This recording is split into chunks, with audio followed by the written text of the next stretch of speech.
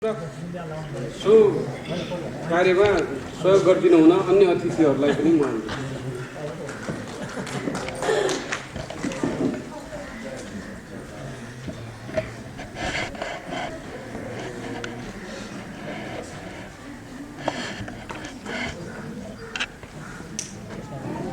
ल कता छेकियो त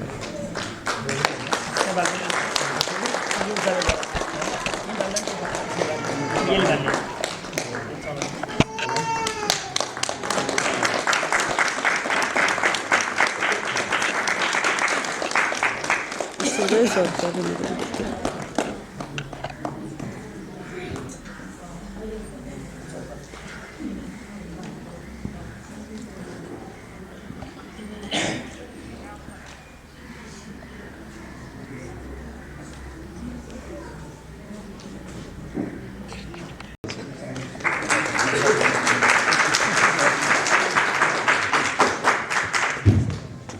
सभाका सभाध्यक्षज्यू, राज्यका प्रमुख अतिथि डाक्टर तुलसी भट्टराईज्यू र सम्मानित प्रतिभाज्यूहरू र उपस्थित मञ्चमा रहनुभएका आदरणीय व्यक्तित्वज्यूहरू र उपस्थित साहित्यिक मित्रहरू र साहित्य अनुयायीहरू, साहित्य अनुरागीहरू सबैलाई मेरो तर्फबाट नमस्कार छ। आज मलाई 5 जना मित्रहरूको बारे बोल्न भनेर भन्नुभएको छ।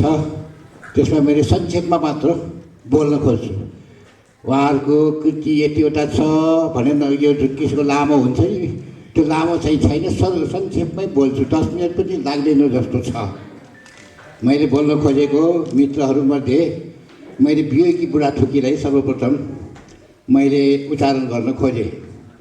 वियोगी बुढाथोकीलाई उच्चारण गर्न खोजिएको एउटा कारण, ऊ आफू पनि साहित्यिक पत्रकार, म आफू पनि साहित्यिक पत्रकार, र म पनि नेपाल साहित्यिक पत्रकार सङ्घको महासचिव, उहाँ उपाध्यक्ष हुनुहुन्छ, आदरणीय उपाध्यक्ष हुनुहुन्छ। धेरै कुरामा गाँसिएको नाम भएको कारणले र उहाँसँग धेरै जिल्लामा पनि घुमिसकेको कारणले मैले सबभन्दा चोइस गरेँ वियोगी बुढाथोकीलाई। वियोगी बुढाथोकीको जन्म चाहिँ 11 साल जेठ 6 गते हो। हाम्रो जन्मको महिना चाहिँ ठ्याक्क मिल्यो, मेरो पनि जेठै हो। 11/6 साल भनेपछि 5 वर्षले म जेठो रहेछु।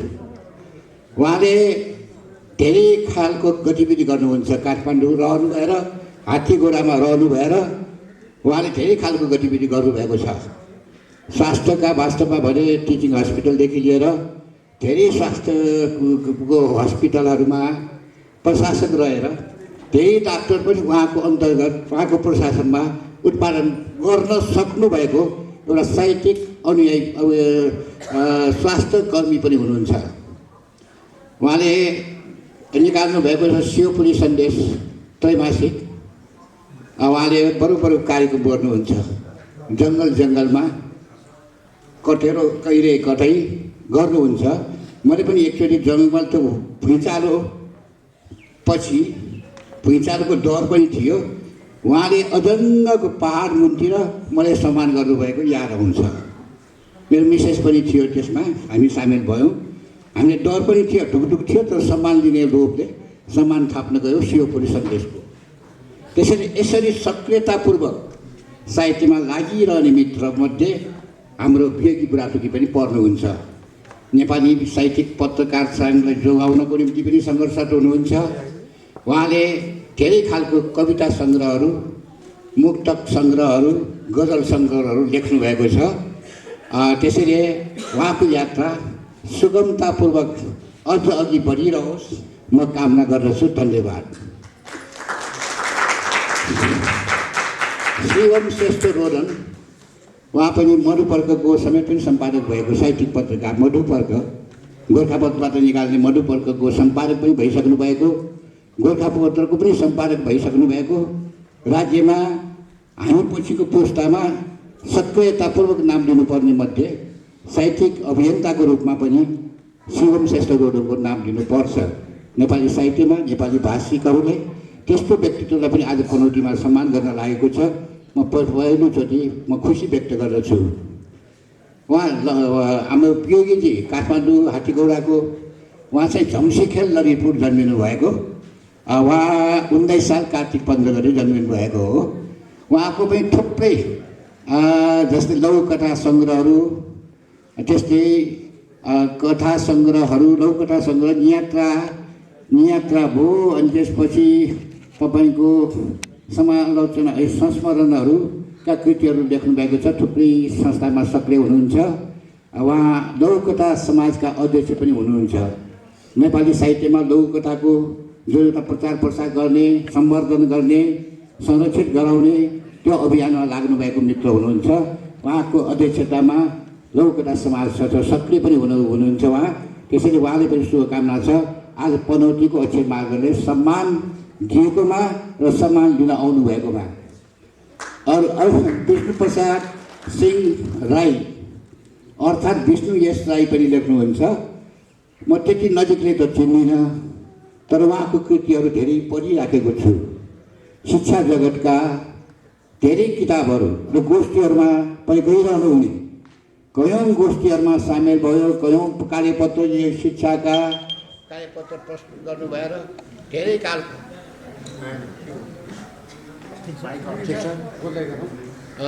गरिराख्नु भएको व्यक्तित्व हुनुहुन्छ विष्णुप्रसाद सिंह राई। विष्णु यस राई पनि लेख्नुहुन्छ। शिक्षामा, भाषामा र साहित्यका त्रिवेदीका रूपमा उहाँको परिचय गर्न सकिन्छ। शिक्षामा पनि त्यति नै योगदान छ उहाँको, अङ्ग्रेजी भाषामा पनि त्यति नै योगदान छ उहाँको। किताबहरू, कार्यपत्रहरू राष्ट्रिय अन्तर्राष्ट्रियमा पनि जगतमा पनि उहाँले आफ्नो कार्यपत्रहरू मार्फत आफूले चिनाइरहनु भएको छ। त्यसले विश्वको परिप्रेक्ष्यमा पनि पुग्नुभएको राइटर हुनुहुन्छ विष्णु यस राई। उहाँका थुप्रै किताबहरू प्रकाशन छन्। त्यसमा पनि अङ्ग्रेजीको बेसी किताबहरू उहाँको प्रकाशित छन्। उहाँ पनि सक्रिय रूपले लागिरहनु भएको मित्र हुनुहुन्छ। उहाँलाई पनि शुभकामना छ। सुरेन्द्र अष्टफल चितवनदेखि आउनुभएको छ पनौतीमा सम्मान लिन। चितवन धेरै कुरोले विकसित छ। उहाँले अब हाम्रो पनौतीको यो बाटो देखेपछि मनमा कल्पना चाहिँ गर्नुभयो होला, कस्तो बाटो रहेछ। हामी आफै पनि कल्पना गरेर आउँछौँ। अनि डोस थुपार्छौँ टिपलले गर्दा यसो भएको। डोस थुपारेर के गर्ने, सबभन्दा बेसी कर त्यसैबाट उठ्छ नगरपालिकाहरूलाई। अनि सहनुपर्ने, बिगारे पनि सहनुपर्ने, उसले कर दिन्छ। त्यसैले यो व्यथा सुरेन्द्रजीलाई पोख्दै सुरेन्द्रजीको परिचय म गराउन चाहन्छु। उहाँ चाहिँ चितवन साहित्य समाजका अहिलेका अध्यक्ष हुनुहुन्छ। नेपाली लेखक सङ्घका पनि चितवनका अध्यक्ष हुनुहुन्छ। उहाँ अहिले आएको पुस्तामा 31 सालको हो उहाँको जन्ममिति। अहिले आएको पुस्तामा चितवनमा निकै सक्रिय व्यक्तित्व हुनुहुन्छ। साहित्य, कला, संस्कृतिमा आफ्नो लगाव छ। विशेषतः उहाँले कविका रूपमा चिनाउन सकिन्छ। उहाँ कवि हुनुहुन्छ।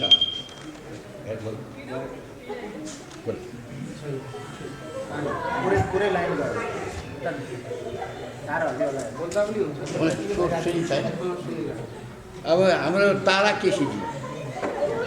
केसीजी हाम्रै काभ्रे जिल्लाको कवि हुनुहुन्छ। 68 सालमा जन्मले तारापुञ्ज भन्ने कविता सङ्ग्रह निकालेको मलाई याद छ। लगभग 10 वर्ष भयो ताराजीको कविता सङ्ग्रह जन्म प्रकाशनबाट तारापुञ्जको रूपमा निकालेको मलाई सम्झना छ। उहाँको सफलता अहिले पनि गोङ्गबुमा रहनु भएर गोङ्गबु साहित्य समाजका सक्रिय मध्येका महिला हुनुहुन्छ हाम्रो तारा केसी। उहाँको यात्रा निश्चल छन्। यात्रामा उहाँले सफलता प्राप्त गर्दै जान सकुन् भने शुभकामनासहित उहाँका कवितात्मक जुन यात्रा छ त्यसमा बढाइदिन्छु। र पनौतीको अक्षर मार्ग जुन संस्था छ ताराजीलाई सम्मान गरेकोमा खुसी व्यक्त गर्दै ताराजीको उत्तरोत्तर प्रगतिको कामना गर्दछु। यति बोलेर म तपाईँहरूको विराम दिन चाहन्छु। अवसरको उपलक्ष्यमा सम्मानित व्यक्तित्वहरूको सम्मान पत्रमा केही बोलिदिनु सम्मान पत्रमा उल्लेखित शब्दहरूलाई वाचन गरिदिनुहुन भनेर अनुरोध गर्नुभएको छ। यसको लागि आभार व्यक्त गर्दछु। पढ्दै जानेछु। अक्षर मार्ग पनौती काभ्रे 2069 सम्मान पत्र। आदरणीय श्री ओम श्रेष्ठ रोदनज्यू, वरिष्ठ साहित्यकार तथा पत्रकार, जम्सीखेल ललितपुर। विष्णु हेम अक्षर मार्ग वरिष्ठ साधक सम्मान। लामो समयदेखि नेपाली भाषा साहित्य र पत्रकारिताको माध्यमबाट समाजको सकारात्मक परिवर्तनका लागि अनवरत साधनारत रहनुभएका तपाईँले पुर्याउनु भएको महत्त्वपूर्ण साहित्यिक तथा भाषिक योगदानको कदर गर्दै यस अक्षर मार्गको 8औं वार्षिक उत्सवको अवसरमा यहाँ जस्तो नेपाली साहित्यका मूर्धन्य व्यक्तित्वलाई विष्णु हेम अक्षर मार्ग वरिष्ठ साधक सम्मान समर्पण गरेका छन्। अक्षर मार्ग परिवार तपाईँको सुस्वास्थ्य दीर्घायु एवं प्रगतिको हार्दिक कामना गर्दछ। साथै यहाँबाट राष्ट्रले निरन्तर रूपमा सृजनात्मक कृतिहरू प्राप्त गर्न सकोस् भन्ने सदिच्छा राख्दछ। प्रमुख अतिथि डाक्टर तुलसी भट्टराई, प्रशासक सम्पादन सूर्य प्रसाद लाकोजू, मिति 2077 चैत 14 गते। शुभम।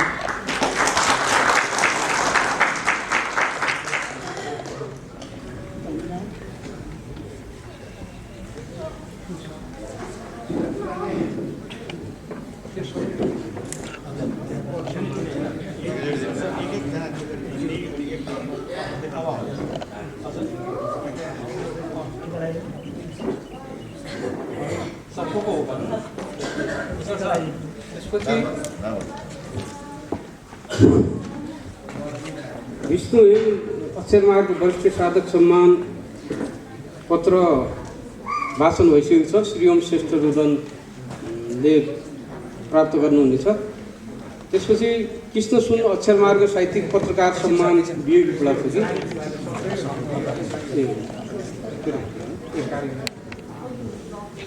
अहिले वरिष्ठ साधक सम्मान समर्पण हुने समय हो। यसका लागि टीका शैलेन्द्र प्रकाश नेपालज्यूले लगाइदिनुहुनेछ। माला मोहन दुवालज्यूले लगाइदिनुहुनेछ। दोसल्ला तथा सम्मान पत्र डाक्टर तुलसी भट्टराईज्यूले ओराइदिने कार्यक्रम छ र पुस्तक उपहार गार्गी शर्माज्यूबाट प्रदान हुनेछ। कृपया पुस्तक उपहारको लागि गार्गी शर्माज्यूलाई म अनुरोध गर्छु।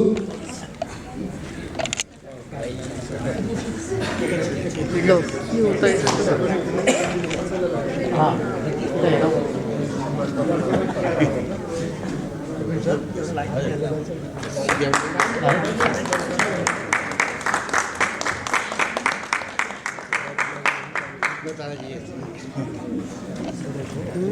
घर पर है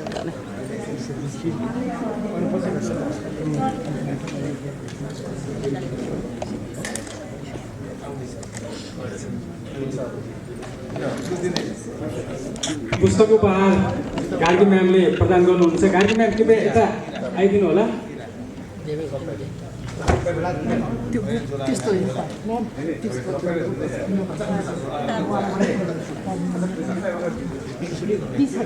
गार्गी म्यामले पुस्तक उपहार दिँदै हुनुहुन्छ।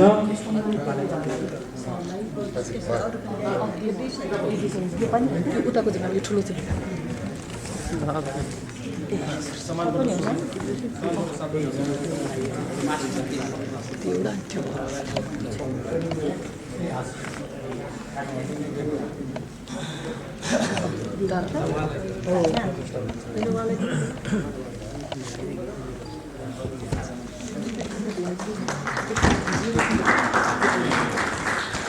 अब सबैलाई धन्यवाद दिइसकेपछि म सम्मान पत्र प्रदान गरिदिनु हुनको लागि र दोसल्ला उडाइदिनु हुनको लागि आदरणीय डाक्टर तुलसी भट्टराईज्यूलाई हार्दिक अनुरोध गर्दछु। त्यसका लागि सहजीकरणका लागि डाक्टर पुष्पराज भट्टलाई म अनुरोध गर्छु। Please sir. हजुर सर धन्यवाद। उतै सर।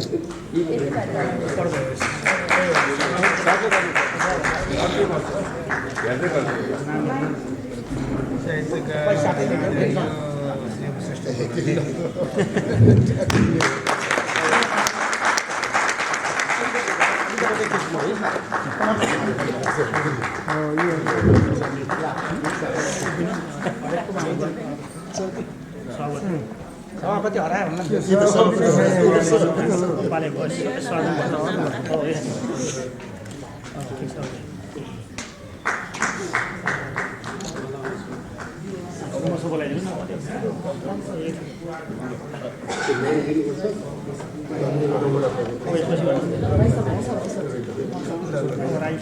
पहिला यो सर सर यता गति कस्तो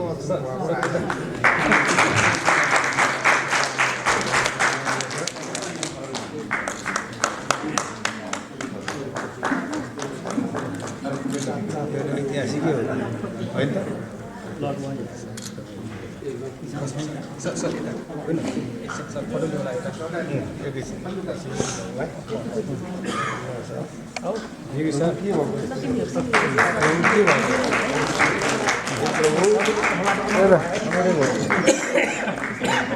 यता हेर्नु पऱ्यो भाइ यो अनौठो काम भएको छ है आज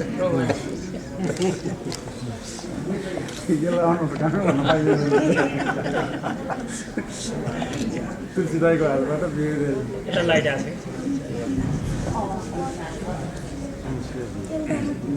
सुरेनजी हामी पनि हो यहाँ आज सुरेनजी यता हेर्नु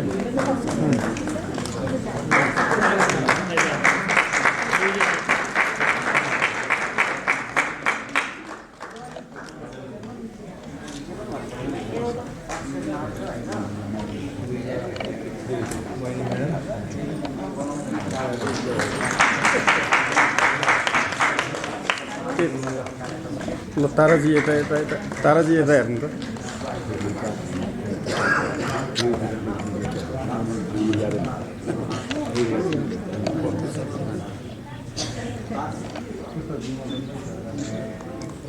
सर अब सबैको एउटा संयुक्त यो पेपरलाई पनि हुन्छ होइन सबैको एउटा सबैले खिच्नु छ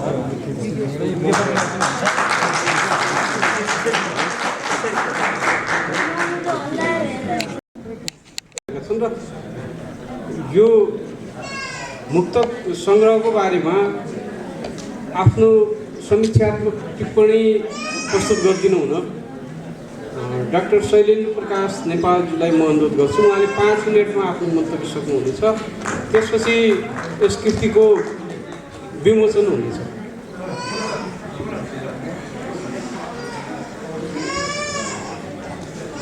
धन्यवाद छ कार्यक्रम सञ्चालक डाक्टर पुष्पराज भट्टज्यू। अक्षरमार्ग पनौती काभ्रेद्वारा आयोजित वार्षिक उत्सव तथा सम्मान समर्पण एवं पुस्तक लोकार्पण बहुभागिक यस कार्यक्रमका आदरणीय सभाध्यक्षज्यू, प्रमुख अतिथिज्यू, आज सम्मानित पुरस्कृत विशिष्ट स्रष्टाहरू, मञ्चासीन अन्य आदरणीय व्यक्तित्वहरू र यस कार्यक्रममा उपस्थित हुनुभएका सम्पूर्ण मान्यजन, म सबैप्रति हार्दिक नमन व्यक्त गर्दछु। अक्षरमार्ग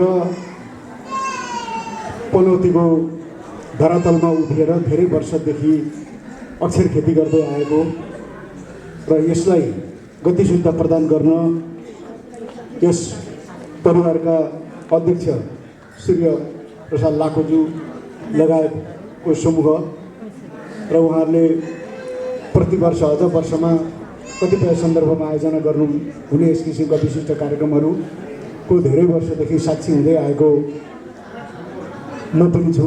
अक्षरमार्गले विभिन्न किसिमका विशेषाङ्कहरू प्रकाशन गर्दै आएको छ र अन्य अतिरिक्त पुस्तक प्रकाशन, आफ्ना व्यक्तिगत सृजनात्मक रागहरूलाई समेटेर पुस्तकीय रूप दिने कार्यमा सूर्य लाखोज्यूको अब विशेष सक्रियता देखिन्छ र आज जुन यो पुस्तक लोकार्पण हुन लागेको छ, मुक्तकमा समवेत स्वरहरू, एकछिनपछि यो हामी सबैका माझमा सार्वजनिक हुनेछ र यो एउटा विशेष प्रयास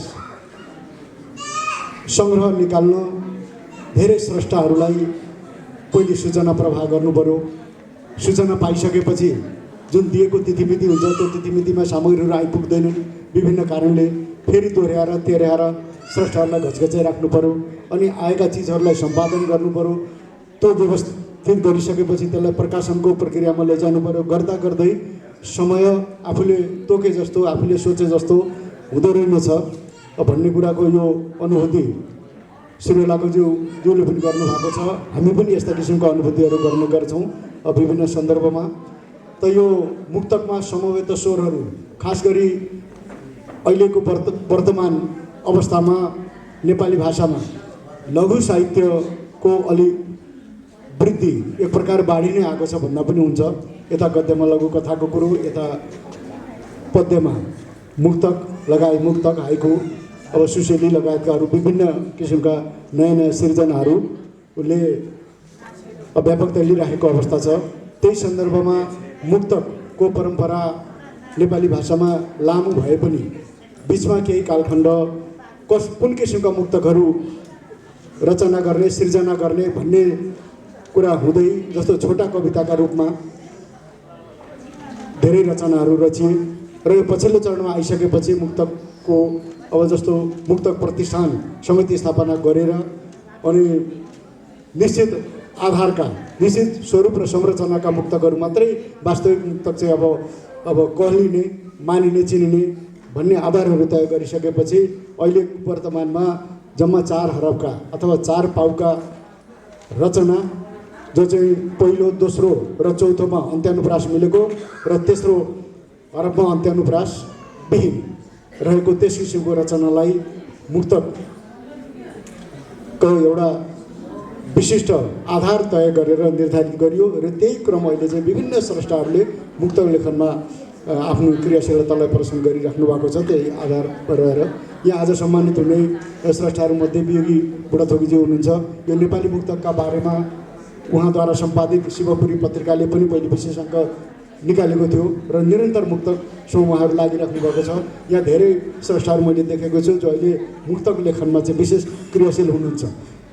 यी सबैतर्फ मैले सङ्केत गरेको कारण चाहिँ के हो भने यो जुन पुस्तक अहिले लोकार्पित हुँदैछ यस पुस्तकभित्र यहाँ हामी उपस्थित भएका प्राय सबै छौँ र उपस्थित भएभन्दा बाहेक पनि यहाँ देशका विभिन्न भागबाट स्रष्टाहरू समेटिनु भएको छ र नेपालभन्दा बाहिर रहेर मुक्तक रचनामा चाहिँ केन्द्रित रहनुभएका स्रष्टाहरूका सामग्री पनि यसमा रचनाहरू पनि यसमा समाविष्ट भएका छन्। भनेपछि यो कृतिले एउटा अहिलेको वर्तमान अवस्थामा भनौँ न यतिखेरको नेपाली कवि लेखकहरूको, नेपाली स्रष्टाहरूको, नेपाली मुक्तकारहरूको जुन चेतनाको सन्दर्भ छ, राष्ट्रिय परिस्थिति अथवा अन्तर्राष्ट्रिय परिस्थिति अथवा मानवीय यो 1 वर्षदेखि हामी जुन किसिमको चाहिँ एउटा विशेष त्रसित अवस्थामा रहिरहेका छौँ, यी सारा कुराहरू र त्यस्तै गरी अब राष्ट्रिय राजनीति, अब नेताहरूका चाहिँ अब स्वभाव क्रियाकलाप गतिशीलता र त्यसै गरी राष्ट्रमा भइरहेको अब जनताले प्राप्त गरेका दुःख सुखका कथाहरू र व्यक्तिगत मानवले आफूले अनुभूति गरेका सन्दर्भहरूलाई यहाँका मुक्तक रचनाहरूले समेटेका छन्। र जस्तो नारी मनोवेदनाका कुराहरू, खास गरी जो नारी स्रष्टा हुनुहुन्छ उहाँहरूका मुक्तक रचनामा चाहिँ ती कुराहरू बढी आएका छन्। अब पुरुष स्रष्टाले लेखेका मुक्तकहरू मा पनि अब मनोविज्ञानका सन्दर्भहरू आएका छन्।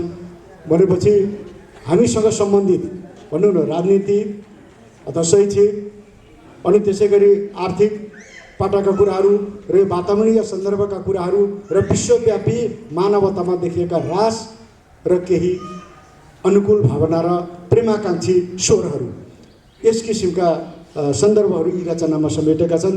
त यो मुक्तकमा समवेत स्वरहरू नामक यो कृति, यो सङ्ग्रह अहिलेको जल्दो बल्दो विषय सन्दर्भ र यो समयमा यस युगको एउटा प्रतिनिधि कृतिका रूपमा चाहिँ उपस्थित भएको, सङ्ग्रहका रूपमा उपस्थित भएको मलाई लागेको छ। त यहाँ मैले सङ्केत गरिसकेँ नारी पुरुष दुवै पक्षका स्रष्टाहरू यसमा समाविष्ट हुनुभएको छ। अनि त्यसै गरी युवा पुस्ता पनि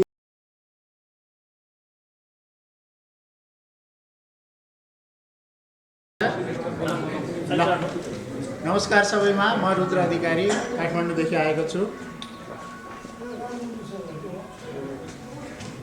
गोरु बेचेको साइनो लगाएर नि धाउँछन्, गोरु बेचेको साइनो लगाएर पनि धाउँछन्, आफन्त हो भन्दै अरूलाई पनि सुनाउँछन्। गोरु बेचेको साइनो लगाएर पनि धाउँछन्, आफन्त हो भन्दै अरूलाई पनि सुनाउँछन्। आज जसले लाज मानेका छन् आफन्त भन्न, आज जसले लाज मानेका छन् आफन्त भन्न, पैसा कमाउनुहोस् नातै नभएका पनि आउँछन्, पैसा कमाउनुहोस् नातै नभएका।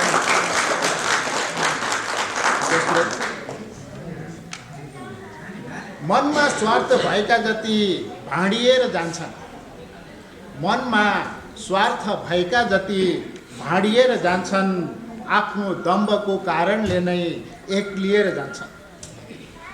मनमा स्वार्थ भएका जति भाँडिएर जान्छन्, आफ्नो दम्बको कारणले नै एक्लिएर जान्छन्। कसैसँगको सङ्गतमा पनि पर्दैन, कसैसँगको सङ्गतमा पनि पछुतो मान्नु पर्दैन। भेटिएका जति सबैले पाठ दिएर जान्छन्, भेटिएका जति सबैले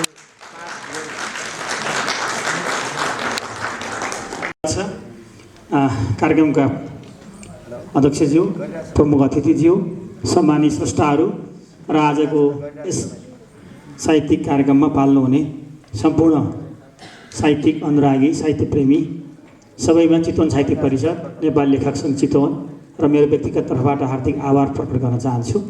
र अक्षर मार्ग पनौतीले सम्झिएकोमा अक्षर मार्गप्रति हार्दिक आभार पुनः प्रकट गर्न चाहन्छु। र यो पनौती बनेपा धेरै समयदेखि आउने इच्छा थियो र त्यो इच्छा आज पुरा भएको छ र साथसाथै एउटा कविता वाचन गर्ने अवसर पनि मिलेको छ। केही समयमा मेरो एउटा कविता सङ्ग्रह केही समय अगाडि नै मैले यसलाई प्रकाशनमा ल्याउने जमर्को गरिसकेको थिएँ। त्यही कविता सङ्ग्रहबाट शीर्ष कविता सुनाउने अनुमति चाहन्छु। र यो वैशाखको लगभग दोस्रो हप्तातिर विमोचन हुनेछ। कविताको शीर्षक छ तेल भिसा। तेल भिसा शीर्षकमा धेरै बुवा आमाहरू तेल भिसामा विदेश जानुभएको छ र वास्तवमा तेल भिसा कस्तो छ त केही अगाडि फेसबुकबाट प्रचार गरे पनि यहाँहरूको हातमा आउनको लागि केही समय कुर्नुपर्छ र त्यही कविता सङ्ग्रहबाट एउटा शीर्ष कविता सुनाउने अनुमति चाहन्छु। हातमा परेको छ तेल भिसा, छोराले पठाएको छ विदेशबाट जाते आते बोइङको खर्च। हातमा परेको छ तेल भिसा, छोराले पठाएको छ विदेशबाट जाते आते बोइङको खर्च। भनेको छ छोराले पटक पटक 12 आमा जसरी भए पनि आउनु। भनेको छ छोराले पटक पटक 12 आमा जसरी भए पनि आउनु। बालाई नमिले आमा त आउनु आउनु, बुहारीले बाटो हेरिरहेकी छ। सुटकेस भरिएको छ नातिका बोटा र दौराले। सुटकेस भरिएको छ नातिका बोटा र दौराले। अलिकति गाउँको अर्गानिक तोरीको तेल पनि छ। अलिकति गाउँको अर्गानिक तोरीको तेल पनि छ। बुढीले गुन्द्रुक र मस्यौराको पोको पारिसकिन्। बुढीले गुन्द्रुक र मस्यौराको पोको पारिसकिन्। भन्दै थिइन् गाईको चोखो घिउ र कुराउनी हाते झोलामा भरिसकेँ। बुहारीको जिउ साह्रै कमजोर छ। बुहारीको जिउ साह्रै कमजोर छ। मुख मात्र चल्ने हो त्यसको। त्यसैको लागि भोटेसँग जिम्बु र ज्वानो किनिसकेकी छु। 32 मसला उहिल्यै पकाएकी हुँ। उभिएको छु बुढीसँगै त्रिभुवन विमानस्थलको गर्भभित्र। उभिएको छु बुढीसँगै त्रिभुवन विमानस्थलको गर्भभित्र। नाचिरहेको छ उसका आँखामा छोरा हुर्काउँदाको मातृत्व। म सकी नसकी सुटकेस र झोला घिसारी रहेछु। म सकी नसकी सुटकेस र झोला घिसारी रहेछु र हेरिरहेछु सुत्केरी स्याहारको नाममा बोइङ चढ्न आतुर आफू जस्तै बुढाबुढीहरूका चाउरिएका गाला र कपाल चाहिँ फुलेका कपालको श्वेत बिम्ब। हजुर धन्यवाद।